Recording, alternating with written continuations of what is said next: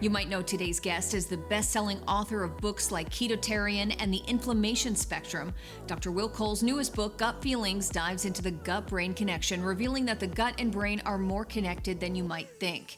We're chatting with Dr. Cole about the dangerous effects that shame can have on the body and how we can best stay aligned mind, body, and soul. This is Advocate Now.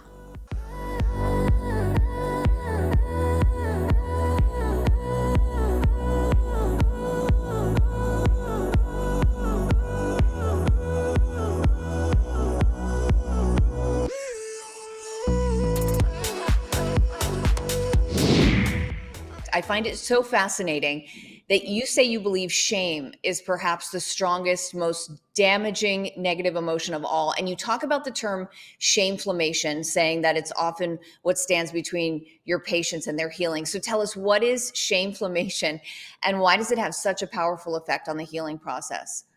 So it's shameflammation is just my made up term for really looking at what does the scientific literature look at? What does it say when we're looking at mental, emotional issues and human physiology? So to look at the umbrella of shame and things that drive shame for my patients and people around the world, how does it impact our physical health? So it's really a conversation around the mind body connection, or the impact that mental, emotional, spiritual things, how do those things impact our physical health?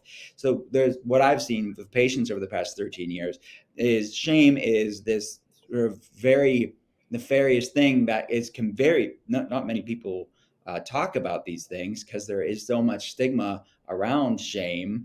But definitely with unresolved trauma, there's a lot of shame. I don't think anybody's going to debate that, right? There's a lot of shame when it comes to unresolved trauma, but there's also a lot of shame when it comes to chronic stress as well. When you're looking at people that are in a part of hustle culture, with which most of us are, and it's seen as a badge of honor. Burnout is this this esteemed thing that people, they are successful, they are type A, they are a go-getter.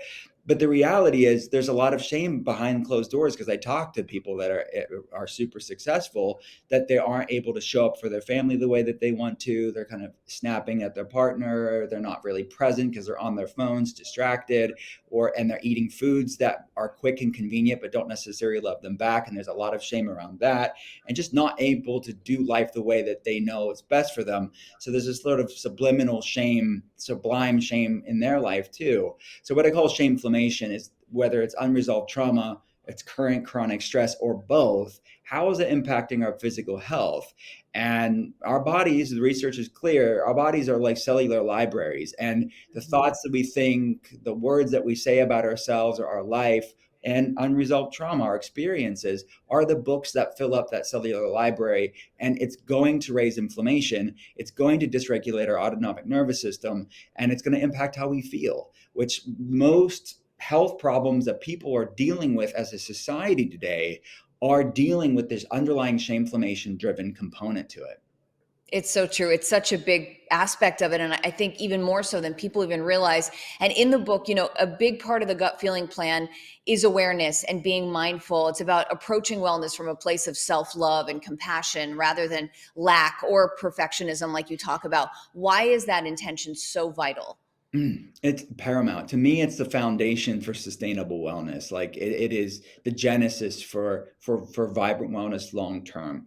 Because from that sort of fertile foundation, we will make more proactive decisions in our life that love us back, because there's so much self-sabotage when somebody's stuck in the throes of shameflammation, because they're stressed and they're not present, they're not grounded in their body, they're in the throes of this sort of ruminating thought storm cycle that they find themselves in, and they're just in many ways distracting and numbing themselves because of this shameflammation cycle that they're in.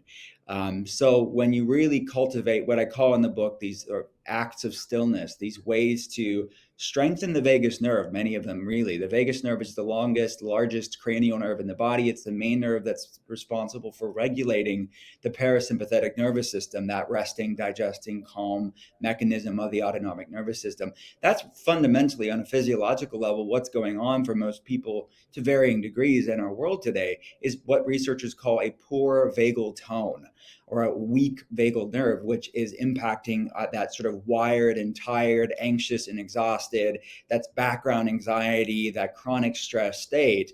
So when you're looking at practices like self-compassion, it can sound sort of abstract and woo-woo, but the reality is, it has a lot of compelling science around it, that these practices like self-compassion and breath work and meditation and somatic experiences will strengthen the vagus nerve and lower inflammation levels. So it is, I'm just kind of showing people, I think these things that are maybe seen as not legitimate are actually very much almost an exercise for your nervous system.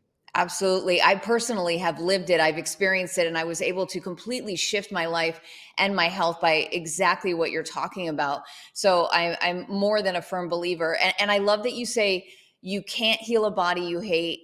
You can't shake your way to wellness, and you can't obsess your way to health. Do you find that that's a common struggle with your patients or even society in general? Absolutely. It's the part of this conversation that I'm having in the book, I think, between this toxic tribalism that's happening within wellness today. Is with, you have toxic diet culture on one side, and then what I would call toxic anti-diet culture on the other end. We have a massive problem with tribalism on all levels, from a political level, from a medicine standpoint, between this either or reductive tribalism, to wellness, to food. And I think an either or approach really misses the mark in many ways. On one end, it's the toxic diet culture of, basically they'll never come out and say it, but it's all about thinness. It's all about just the aesthetics, and it's eat less, work out more. And that's what many of us grew up with, right? It's just so permeated in our culture. On the other end, it's a newer phenomenon, online mainly, but around the world, and it's born with the best of intentions, I believe that, but ultimately it's swinging so far in the other direction that it then absolves itself of any basic logic when it comes to science and nutrition. The reality is that there are some foods that don't love the human body back. There are some foods that raise inflammation. There's some foods that will mess up our blood sugar. There's some foods that will feed health problems. And we're facing a massive health problem epidemic in this country. So it does us no good to swing to the other side, remove logic, and say there's no such thing as a quote unquote bad food. There are some foods that don't love humans back, but it doesn't make you a bad person if you choose to eat it. That's the difference. It's not an immoral indictment, but it is say, look, and that's the third way that I'm talking about in the book. It's food peace. It's loving your body enough to nourish it with foods that love you back. So it's really this both and science backed, but still compassionate approach to using self-care as a form of self-respect, using foods as a form of self-respect. And I also want to ask you about mantras, because they're pretty common in Eastern society, but Mhm. they're kind of skipped over in Western society. Why do you ask your patients and readers to incorporate mantras into their daily routines?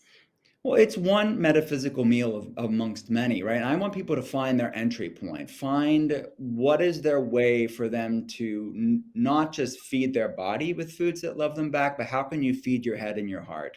Because the words that we speak, our cells are listening to it. We have trillions of cells that are listening intently to every word we speak or every thought we think when it comes to ourselves. And so many people in this constant cycle of negative self-talk or negative self-thought about themselves. So mantras are a way to refocus your life on things that are nourishing you to your nervous system, that are nourishing you to your endocrine system. So it's one meditative tool for sure. And you touched on somatic therapies earlier, because I want to talk about some other ways that we can support our emotional well-being. That can be through things like yoga, Tai Chi. Personally, for me, breath work and meditation Mhm. they've led to incredible emotional breakthroughs. But how can these further help to support us?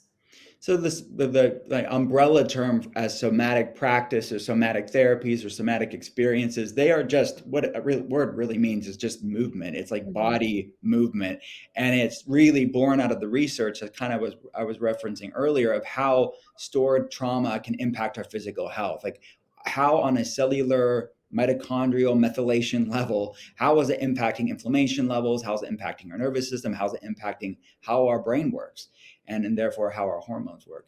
So these further examples of these metaphysical meals, these things that you can feed your head and your heart, like Tai Chi, like yoga, like breath work, like EMDR, the type of therapy, are really a way to metabolize stored trauma. And the entire thing is such an individualized process that it really is about tapping in and finding out what's right for you. Dr. Cole, I could talk to you for hours. Such incredible information. Everyone needs to check out your new book, Gut Feelings, Healing the Shame-Fueled Relationship Between What You Eat and How You Feel. Thank you so much for spending time with us today.